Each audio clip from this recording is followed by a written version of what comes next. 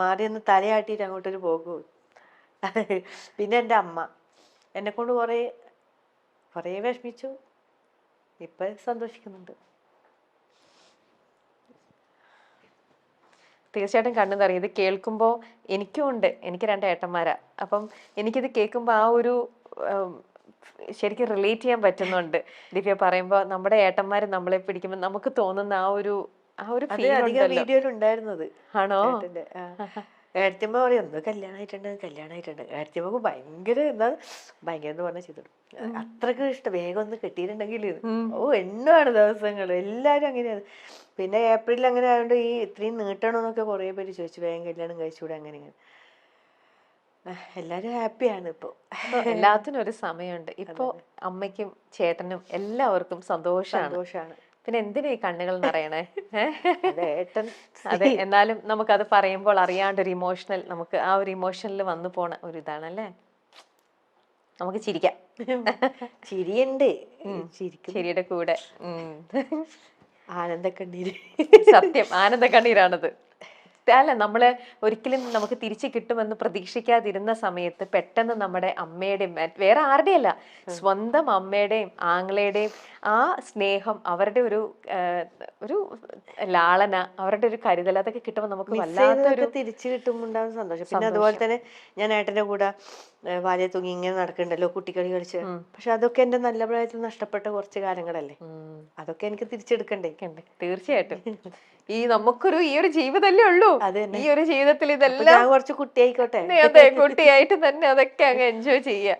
എനിക്ക് നഷ്ടപ്പെട്ടതൊക്കെ ഞാനൊന്ന് ആസ്വദിക്കട്ടെ. തീർച്ചയായിട്ടും ദിവ്യ. ഓക്കെ, വിവാഹ സമയത്ത് നിങ്ങളെ 2 പേരെയും നമ്മൾ പറഞ്ഞു.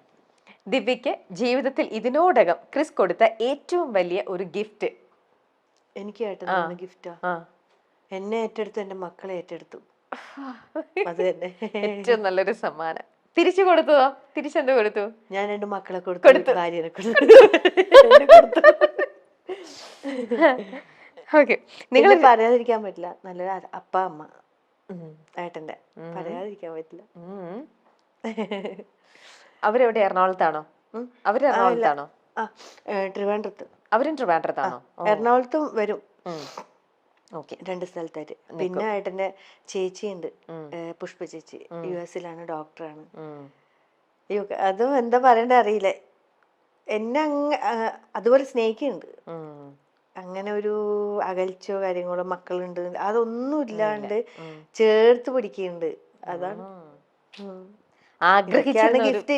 അതെ, ആഗ്രഹിച്ച ഒരു ലൈഫ് ആണ് ദിവ്യക്ക് ഇപ്പൊ കിട്ടിയത്. ചിലവര് പറയില്ലേ, മക്കളുണ്ടെങ്കിൽ ചിലവര് മക്കളെ വേണ്ട, നീ മാത്രം മതി എന്ന് അങ്ങനെ നോക്കുന്ന ഇഷ്ടംപോലെ ആൾക്കാരുണ്ട്. ഞാൻ എൻ്റെ തന്നെ അറിവിൽ എൻ്റെ ഫ്രണ്ട്സൊക്കെ ഇങ്ങനെ അനുഭവം ഉണ്ടായിട്ടുണ്ട്. അപ്പോൾ അവര് പറഞ്ഞിട്ടുണ്ട്, മക്കളെ വേറെ അവരെ വീട്ടിൽ നിർത്തിയിട്ട് അവള് അവൻ്റെ കൂടെ വേറെ പോയി, അങ്ങനത്തെ ഒക്കെ അവസ്ഥയുണ്ട്. പക്ഷെ അതിലൊന്നും എനിക്ക് താല്പര്യമില്ല. കാരണം എൻ്റെ മക്കളെ, ഞാൻ നൊന്ത് പ്രസവിച്ച എൻ്റെ മക്കളെ ഞാൻ ഇത്ര പോലെ നോക്കി. അപ്പൊ നമ്മളെ 3 ചേർത്ത് പിടിക്കാൻ ഒരാള്, ആ കുടുംബത്തിലേക്ക് തന്നെ എന്താണ് ഒരു തെറ്റും കൂടാതെ, എനിക്ക് എന്താണ് ഒരു ഇതിനോട് ഇങ്ങനെ എന്താണ് നല്ല ധൈര്യത്തോടു കൂടി നല്ല ഇതായിട്ട് നിൽക്കാൻ നല്ലൊരു അപ്പ ഉണ്ട്, നല്ലൊരു അമ്മ ഉണ്ട്, ചേച്ചിയുണ്ട്, കസിൻ ഉണ്ട്, എല്ലാരും ഒരുപാട് ഫാമിലി മെമ്പേഴ്സ് ഉണ്ട്. ഓക്കെ, ദിവ്യക്ക് നിങ്ങൾ 2 പേരും ഒരേപോലെ സ്വപ്നം കാണുന്ന ഒരു കാര്യം അതെന്തായിരിക്കും? ഒരു വീട്. ആണോ? വീട് ഇല്ല അല്ല ഉണ്ട്, പക്ഷെ നമുക്ക് നമ്മളേതായ സ്വന്തമായിട്ടുള്ള നമ്മൾക്കൊരു ആഗ്രഹം. ഒരാഗ്രഹം എനിക്ക് എന്റെ ബാലൻസ് ഒരു കാര്യല്ലേ, വീട് എന്നുള്ള സ്വപ്നം. കണ്ണൂരായിട്ടൊരു ചെറിയൊരു തറ കെട്ടി വെച്ചിട്ടുണ്ട്. അതായി എന്നൊക്കെയാണ് ന്യൂസിൽ വന്നത്. 2 നില വീട്, പിക്ചറൊക്കെ ഇല്ല, സംഭവം കെട്ടിയിട്ടില്ല. അതിന് പതുക്കെ മതി, തിരക്കൊന്നുമില്ല. ദിവ്യ ശ്രീധർ ക്രിസ് വിവാഹം വലിയ വാർത്തകൾക്കും ചർച്ചകൾക്കും വിവാദങ്ങൾക്കും വിമർശനങ്ങൾക്കും ഒക്കെ ഇടയായ ഒരു സംഭവമാണ്. ഗുരുവായൂരിൽ വെച്ചാണ് ക്രിസ്തും ദിവ്യയും വിവാഹിതരായത്. പിന്നീട് ആരും മോഹിക്കുന്ന ഒരു ജീവിതത്തില് സന്തോഷത്തോടെ ജീവിക്കുന്നതാണ് നമ്മൾ കണ്ടത്. തുടക്കത്തിൽ ഈ കിളവനെയാണോ വിവാഹം കഴിച്ചത്, 36-കാരിക്ക് 80-കാരൻ എന്നൊക്കെ പറഞ്ഞ് നിരവധി വിമർശനങ്ങൾ ഉണ്ടായി. എന്നാൽ കാണുന്ന പോലെയൊന്നും ആയിരുന്നില്ല അദ്ദേഹത്തിന്റെ പ്രായം. തുടക്കത്തിൽ കുറേ വിമർശനങ്ങളൊക്കെ കേട്ട്, കുറേ കമന്റുകളൊക്കെ കേട്ട്, കാരണം പണത്തിന് വേണ്ടിയാണ്, സെക്സിന് വേണ്ടിയാണ് എന്നൊക്കെ പറയുന്നുണ്ടായിരുന്നു പലരും. എന്നാൽ ദിവ്യയുടെ ഇപ്പോഴത്തെ മാറ്റം കണ്ടാൽ അറിയാം എന്ത് സന്തോഷത്തിലാണ് ഇവർ ജീവിക്കുന്നത് എന്ന്.